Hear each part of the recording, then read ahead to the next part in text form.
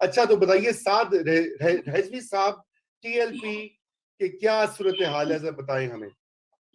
मैं गया था आज शाम वहां पे, और मैंने उनके शूरा के अरकान से मुलाकात की। साद रिजवी साहब से भी कोई ज्यादा बात नहीं हो सकी। उन्होंने अभी उनको एक कमरे में रखा हुआ है, और अभी शायद उनकी जो पार्टी पॉलिसी यही है कि अभी उनको ना वो प्रेस से बात करने दे रहे हैं, ना किसी से मिलने दे रहे हैं। सिर्फ एजाज चौधरी साहब से मिले हैं वो 5 मिनट।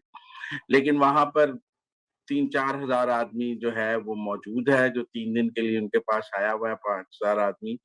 और स्टेज लगा हुआ है, तकरीरें चल रही हैं, नारे चल रहे हैं, पुलिस की सिक्योरिटी है, रेंजर्स की भी सिक्योरिटी है, उनकी अपनी भी सिक्योरिटी है। और जैसे मैंने उनसे पूछा कि आप उर्स कर रहे हैं, उन्होंने कहा हाँ, जैसे दाता साहब का उर्स 3 दिन होता है, बाबा फरीद का उर्स 3 दिन होता है, ऐसे ही खादिम रिजवी साहब का उर्स भी 3 दिन हुआ करेगा हर साल। और जो एसओपी दाता साहब के लिए, बाबा फरीद के लिए हैं, वही बाबा खादिम रिजवी के उर्स की एसओपीज होंगी।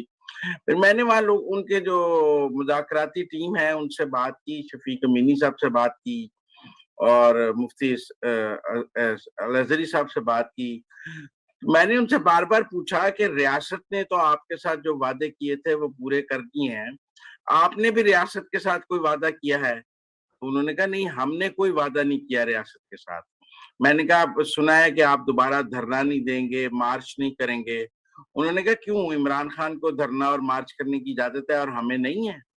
यहाँ तो वो आइन में लिख दें कि किसी भी सियासी जमात को धरना और मार्च करने की इजाजत नहीं होगी, तो हम आइन और कानून के पाबंद हैं।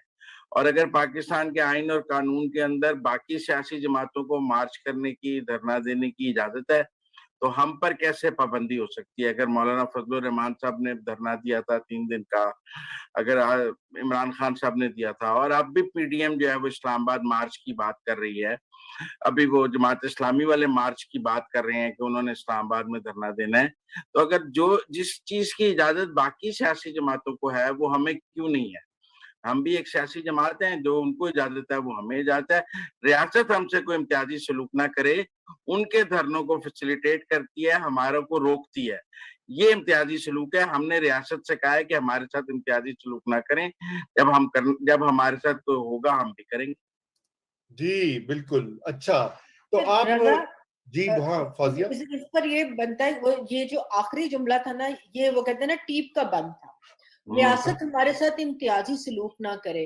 भाईजान, रियासत ने आपको तमगा इम्तियाज तो से नवाज दिया, आपकी गूनागूं जो आपने पाकिस्तान के लिए खदमात पेश की, आपको पहले आप बैन नहीं थे, कालदम थे, फिर कालदम से भी आप दमादम हो गए। नहीं उसमें से पूछा फिर मैंने उनसे, वो हाँ, कहते हैं जो अप्रैल में मुआहदा हुआ जिस पर दस्तखत हैं एजाज शाह साहब के, और ये उसमें ये तय है कि हमारा कलअदम की हैसियत खत्म की जाएगी। हाँ, रियासत ठीक अपने है, मुआहदे से मुकर गई। उन्होंने कहा रियासत अपने मुआहदे से मुकर गई, और हमने रियासत से यही कहा है कि जब वो कोई मुआहदा करे तो उसे पूरा करे, नहीं तो ना करे। बिल्कुल वादा करो तो पूरा करो, सूफी बनास्पति की तरह। ये तो बिल्कुल उसने सही कहा है कि पिछली दफा गवर्नमेंट ने कमिट किया था कि कमिट किया था। बिल्कुल आप मैंने सही उनसे पूछा जनरल बाजवा साहब का क्या रोल था, कहने लगे सालिस का रोल था। हमने उन्हें कहा जो गवर्नमेंट ने वादा किया वो पूरे नहीं कर रही, तो उन्होंने गवर्नमेंट को कहा जो आपने वादे किए आप पूरे करें। हमने क्यों किए ये वादे? उन्होंने वादे पूरे करा दिए। और बिल्कुल। मतलब रजा, आप क्यूटनेस ये देखें कि उन्होंने कहा उनको हमने नहीं छोड़ा। वो मुबशर जैदी ने बड़ा अच्छा लगा, उन्होंने कहा बुआ खुला सी आप ही दौड़ गया। आप मतलब आप ये देखें, उसके बाद आप एजाज चौधरी साहब की, मुजम्मिल ने बात की, और आज आपने भी शायद वो क्लिप देखा हो। एक आप ये देखें कि इम्तियाजी सरकार तो इम्तियाज से नवाज रही है, सरकार सरकारी ओएम ऑफिस मेमोरेंडम निकाल रही है कि उससे मुबारक यार, उसकी language, if we can show it, उसकी आप लैंग्वेज देखें। सडनली मतलब मैं तो 100 करोड़ दफा माफी मांग के कह रही हूँ कि आपने एक बहुत औलिया और सूफिया के साथ एक जमात, सियासी जमात को जो रिलीजियोसिटी को यूज कर रही है, आपने उसको मिला दिया, नंबर 1। फिर एजाज चौधरी साहब जो गए, आप ये देखें, उर्से मुबारक of Allama Hafiz Khadim Hussain Rizvi is scheduled, और आपने एक स्कूल को पार्किंग लॉट बना दिया। और तमगा इम्तियाज हम आपको क्या दें? एजाज चौधरी साहब जाते हैं वहां पर, गले मिलते हैं, फूल फरमाते हैं, उनको देते हैं, तो अगर ये वो है जो हमारे सिपाहियों के, इनकी जमात की वजह से हमारे सिपाहियों की लाशें गिरी और अभी तो उनके 40वें भी नहीं हुए, खुदा का खौफ करो, तो सरकार क्या मैसेज दे रही है? Is this rule of law? ये मदीना रेंजर्स भी खड़े हैं, हमारे रेंजर्स भी खड़ी है जी बिल्कुल खड़े उनकी हैं। हिफाजत के लिए। और ये अब उसी लेवल की अपनी सिक्योरिटी के ऊपर जा रहे हैं जो सिक्योरिटी किसी वक्त में हम मुरीदके के पास देखा करते थे, जहां पर सरकार की वर्दी को अंदर जाने की इजाजत नहीं थी और अगर इजाजत मिलती थी तो वेपन नहीं ले जा सकते थे। I mean what is government thinking? मैं रजा बहुत परेशान हुई आज ये देखकर। वैसे ये आपकी परेशानी बिल्कुल मैंने उनसे बार बार पूछा, मैंने कहा आप तीसरी बड़ी वोट बैंक के हवाले से जमात बनकर उभरे हैं, तो आप पहली और दूसरी में से जिसके साथ मिलेंगे वो जीत जाएगा, तो आप दोनों में से किसके साथ मिलेंगे? तो वो कहते हैं उनसे पूछे उनमें से किसने हमारे साथ मिलना है, हम क्यों उनके साथ मिले, वो हमारे साथ मिले। इत्तेहाद के ऑप्शन ओपन है और पीटीआई उनसे इत्तेहाद करना चाहती है, क्योंकि पंजाब में नून लीग को हराने का एक ही तरीका है कि टीएलपी और पीटीआई मिल जाएं। अकेली पीटीआई शायद इस वक्त सोचती है कि वो पीएमएलएन को नहीं हरा सकती, तो स्क्रिप्ट यही है कि पीटीआई और टीएलपी मिल जाएं और मिलकर इलेक्शन। जी बहुत खौफनाक स्क्रिप्ट है। जरा बयान तो वो तो आप जो कह रही है फौजिया, ये बयान जो है यही इतना होशरुबा है कि टीएलपी वाहिद जमात है जिस पर कोई दाग नहीं। इजाज चौधरी साहब का जो बयान जरा नोट करें आप। मतलब इसका मतलब उन्होंने अपने इस बयान से अपनी पार्टी की भी क्लास ले ली है कि भाईजान बाकियों में दाग तो अच्छे होते हैं, तुझे सरफनाल तो वो, ये हमने कली करा के पांडा रखा है। देखो खुसूसन तो पता ना फौजिया, सर्फ एक फैक्ट्री है ऐसी सर्फ बनाने वाली कि जिससे कि धुल जाए तो फिर आप बिल्कुल शफाफ और साफ हो जाते हैं। और उनका टैग लाइन उनकी भी वही है, दाग तो अच्छे होते हैं। टैग लाइन वाकई वही है। अच्छा, लेकिन मूविंग फॉरवर्ड मुझे ये आप ये बताइए कि आज तो अपना 20 नवंबर भी है मुजम्मिल साहब, इसके ऊपर भी बड़ी स्पेकुलेशन पहले होती रही है। उन ये दसो कि वाकई कोई हकीकी माने आज तब्दीली होगी या स्टेटस को बरकरार है? मैं तो नहीं मानता स्टेटस को बरकरार है। और पहली बात मैं ये समझता हूँ कि जो इमरान खान साहब ने कानून पास कराने में जो जल्दी की है, वो मेरे ख्याल में जो 20 नवंबर की सेटलमेंट हुई थी कि 20 नवंबर को होगा, उस सेटलमेंट में शायद उनका उस वक्त ये भी तय हुआ होगा कि वो ये कानून पास करवाएंगे 20 नवंबर से पहले एस्टेब्लिशमेंट, ठीक है ना। और वो मेरे ख्याल में जो मुआहिदा हुआ था उसके तहत वो सारा कुछ हुआ और फैज साहब को रिलीव किया। लेकिन मैं समझता हूँ कि वो मुआहिदा 20 नवंबर तक का था।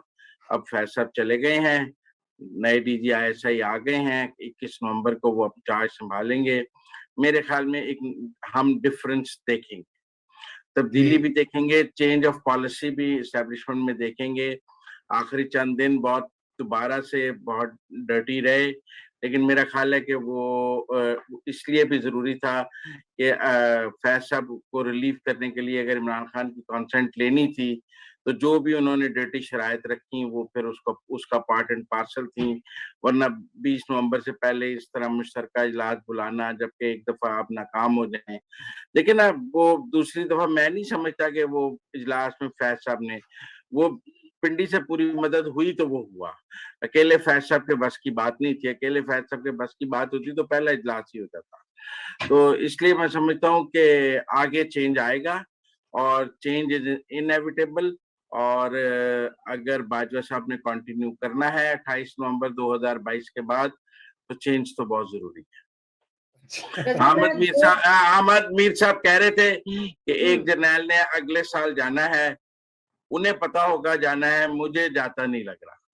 जी जी फौजिया, एक तो जो बात है ना, जो मुजम्मिल कह रहे हैं कि स्टेटस को बरकरार नहीं रहेगा, मुझे भी ख्वाहिश मेरी यही है कि ऐसा ही हो कि स्टेटस को बरकरार ना रहे, मगर मतलब मुझे खाम ख्याली सी अपनी लग रही है कि मेरे ख्याल में स्टेटस को जिस जगह पे था वहां से थोड़ा सा हिल जरूर गया है, मगर जहां से वो हिला है ना वो उसकी बेस एक इदारे पे है और इदारा अपने अदारे को अपना इंस्टीट्यूशनल बैलेंस किसी ना किसी तरह बरकरार रखना है, तो वो उसको काइंड ऑफ जैसे कहते हैं जलजला आए तो थोड़ा सा हिल के वापस अपनी जगह पे आ जाता है, बंदे को लगता है वो दुनिया एकदम हिल गई है, बट इट कम्स बैक। ये मुझे पर्सनली लगता है। फिर दूसरी इंपॉर्टेंट बात ये है कि आज आप देखें कि आज डॉन में अहमद बिलाल महबूब साहब ने ये जो लेजिस्लेशन है जिसका जिक्र मुजम्मिल साहब ने किया, उन्होंने उसके बारे में लिखा भी। उन्होंने कहा तकरीबन 27 बिल पास हुए, मगर उसमें उसके इम्पोर्टेंट बात जो थी ना, जो आई वांटेड टू कैलकुलेट, और उन्होंने करके दी।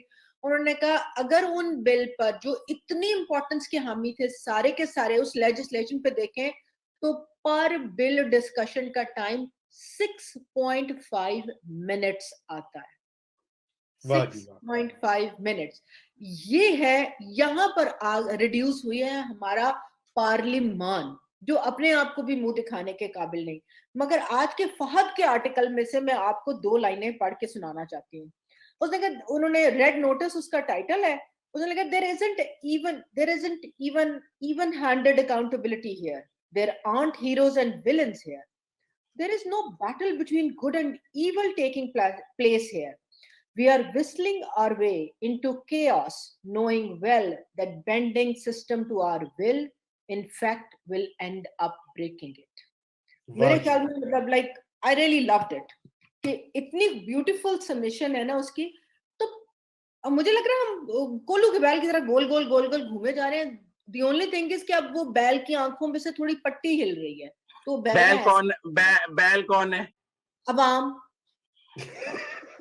शुक्र है तुसी यानी क्या अब मैं वैसे खुद भी कैसे थी मैं वो कौन है?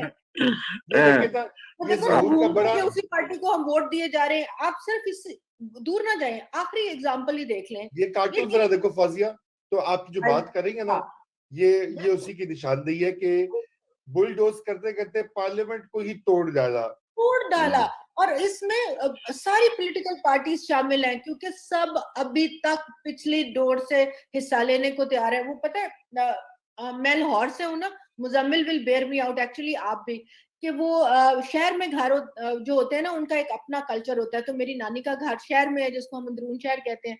तो वो वहां पर ना बच्चों को तिल शक्कर बांटते थे जब छोटे होते थे ना, कोई चीज तिल शक्कर, तो ऐसे करके तली आगे करनी देनी। मेरा हिस्सा कहते ना मेरे भरा दा हिस्सा, तो ये अपोजिशन पार्टी ना ये भी तिल शक्कर के चक्कर च ना मेरे भरा दा हिस्सा, मेरा हिस्सा नहीं। देखें ये फाजिया ये बात देखें, मैं आपको जाती है आपकी ये मैं कमेंट्स देखें। अगर तो आप किसी टीम की परफॉर्मेंस का तभी इवेल्युएट कर सकते हैं जब फेयर कॉन्टेस्ट हो। अगर दूसरी टीम के साथ अंपायर मिला हुआ है और अंपायर उसके साथ मिलकर खेल रहा है, तो फिर आप हारने वाली टीम को ये नहीं कह सकते तेरी परफॉर्मेंस बुरी है। ठीक है ना? नहीं विद ड्यू रिस्पेक्ट, एक हफ्ता पहले पाकिस्तान की ऑपोजिशन ने जब फेयर कॉन्टेस्ट था तो इस गवर्नमेंट को रातों रात अपना मुश्तरका इजलास मुलतवी करने का भी मजबूर कर दिया था। तो बिल मंजूर भी कराए, लेकिन जब फिर अंपायर उनके साथ रल गया और फिर अंपायर ने अपना वजन उनके खाते में डाल दिया, तो फिर ऑपोजिशन क्या करे? ये देखे ना, ये हम यहाँ बात कर रहे हैं, अगर रूमी मुझे ना बात करने दे तो फिर आपके मुजम्मिल तेरे मुंह से तो बात ही नहीं निकलते, तुम तो कुकोड़ा लग रहा है। तो देखे अंपायर जो बैठा होता है उसमें बड़ी ताकत होती है, वो आउट भी दे सकता है, गलत आउट भी दे देता है, वो धांधली रोंदी भी मारते। तो इसलिए मेरा मतलब है डोंट मेलाइन ऑपोजिशन। जब भी फेयर कॉन्टेस्ट हुआ है पिछले 3 सालों में, चाहे एक दिन के लिए हुआ है, एक लम्हे के लिए हुआ है, इस ऑपोजिशन ने गवर्नमेंट को गिराया है। लेकिन जो ही ये गिराती है ऑपोजिशन, तो ही अंपायर जो है वो रेस्क्यू करने के लिए पहुंच जाता है। बात तो खूब कही आपने। मैं आप लोगों को ये कहना चाहता हूँ, सोलंकी साहब अभी कह रहे हैं कि वो सोमवार को बताएंगे कि सफा कितना फटा हुआ है और कितना जुड़ा हुआ है। उनका बड़ा दावा जो है ना, सोमवार को नहीं मैं को ज्यादा सोलंकी साहब के लिए बिल्कुल मैं सोलंकी साहब के साथ हूँ। और वो साड़ियां वो जयाउल हक साहब का एक फिक्रा बहुत मशहूर सी, उन्होंने क्या सी कबर एक सी ते बंदे 2 सन। फोटो साहब की फांसी भरी ना, ते उन्होंने किसी ने कहा तुझे फोटो नु फांसी क्यों लाया, तुझे मतलब जान बख्श भी सकते सो। तो उन्होंने क्या कबर एक सी ते बंदे 2 सन। सूरत हाल वही है, कबर एक है, बंदे दो हैं। अच्छा जी, मैं आपको दो दो बातें कहना चाहता हूँ। एक तो सुहेल वराइच साहब ने भी आज एक कॉलम लिखा है, बड़े वो बाखबर, आपको पता ही है, उनके जराए भी बड़े मुसल्लमा होते हैं। उन्होंने कहा है कि अभी तक इशारा नहीं आया, सबज बत्ती नहीं मिली, और ये कि जो है 2-3 महीने लग सकते हैं। ये जो मुजम्मिल आप पिछले हफ्ते से यही कह रहा है। मुजम्मिल ने मार्च पिछले प्रोग्राम पे भी यही कहा, पिछले सैटरडे भी यही कहा था कि हाले क्लियर नहीं दसिया, जिस दिन दसिया ते अगले रियासत वाले ने मिल जाना रियासत का। मुजम्मिल ने तो लास्ट मार्च सैटरडे कहा था। मार्च मार्च मार्च और तक ऐसे ही उन्होंने चलाएंगे। अफगानिस्तान चैलेंज का भी जिक्र किया।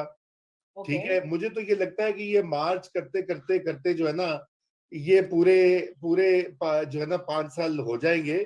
और अभी तो कोई ऐसी मेरे ख्याल से क्लियर वाजे इस्टेब्लिशमेंट की जो है पॉलिसी नहीं दिखाई देती। उनका जो लेकिन कॉलम रोमी साहब, आप भी मीर ही हो गए हैं, कितने साथ हैं। मेरा मतलब है, उन्होंने पिछले 8 दिन जो दिखाया है कि चौधरियों कैसे, उन्होंने चौधरियों को, एमक्यूएम को, मेरा मतलब है उन्होंने कहा हुकूमत ठीक नहीं चल रही। मैं और आप कह रहे आज गई रात गई, मैं एक साहब के पास बैठा, मैंने कहा ये मार्च तक रहेगी, उन्होंने कहा मुझे तो ये जुम्मे तक नहीं लगती। तो मार्च तक की बात कर रहे हो, जुम्मा निकाल देगी।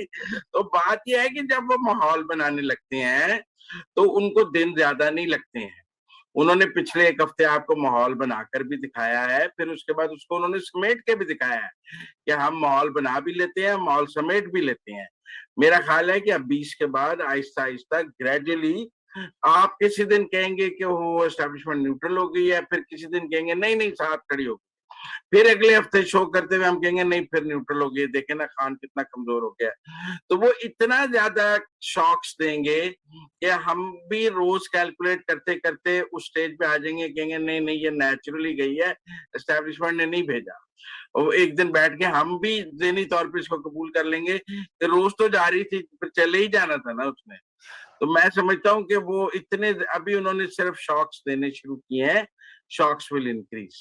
जी अच्छा, बिल्कुल। सियासत में भी ना रजा माहौलियाती और मौसमियाती तब्दीलियां हैं, जिसकी वजह से नजला जुकाम, जैसे मुजम्मिल ने कहा कि वो चल रहा है। और मगर मोहब्बतों की दास्तान जरा लंबी होती है, और वो जड़ा होंदा ना अद्धी रात, वो अब वैसे भी अब चांद ग्रहण खत्म हो गया है, अब चांद घटना शुरू हो जाएगा, 14वीं भी खत्म हो गई है, तो अमावस की रातों में जो पेड़ के नीचे फिर मिलते हैं ना, तो और खुल जाएंगे 2-4 मुलाकातों में। बस ऐसी देखो, वो आपकी बात बिल्कुल ठीक है। मैं बहरहाल हमारा वक्त भी खत्म हो रहा है, तो इसलिए मैं चाहता हूं कि हम आप नाज़रीन से भी इजाजत लें, आपसे भी लें। और बहुत शुक्रिया ज्वाइन करने का, फौजिया, खुसूसन आपको, आपने शॉर्ट नोटिस के ऊपर आपने हमें टाइम दिया। मैं बस इतनी बात कहना चाहूंगा कि देखिए, इस वक्त जो बहरान है वो इस जो मुल्क का जो अंदरूनी बहरान है, सियासी बहरान और माशी बहरान, वो इस चीज से कहीं आगे निकल चुका है कि कौन इस्लामाबाद की मसनद पे बैठेगा। क्योंकि जो ये जो ऑफिस है, ये जो तख्त है, इसको इतना कांटों का एक जो है ताज बना दिया गया है कि अगला जो वजीर आजम कोई भी होगा, अगर अज्यूम करें कि ये बातें अफवाहें दुरुस्त साबित हो जाती हैं, उसका भी हशर यही होगा। जो जिस हिसाब से महंगाई और चैलेंजेस और जो मुल्क में इंतशार की कैफियत है, वो कोई हल होने वाली नहीं है जब तक सिस्टम रीसेट ना हो। और आज जो कुछ साहब ने बातें कही हैं, और जो सोशल मीडिया के ऊपर लोगों की राय हम देखने में पड़े हैं, कि जब तक यहाँ पर आप सिविलियन हुक्मरानी और आइन की बालादस्ती कायम नहीं करेंगे, ये मसला यूं ही टंगा रहेगा। इसके साथ ही आप दोनों का शुक्रिया, नाजरीन का शुक्रिया, और इंशाल्लाह सोमवार को आपसे फिर मुलाकात होगी। खुदा हाफिज।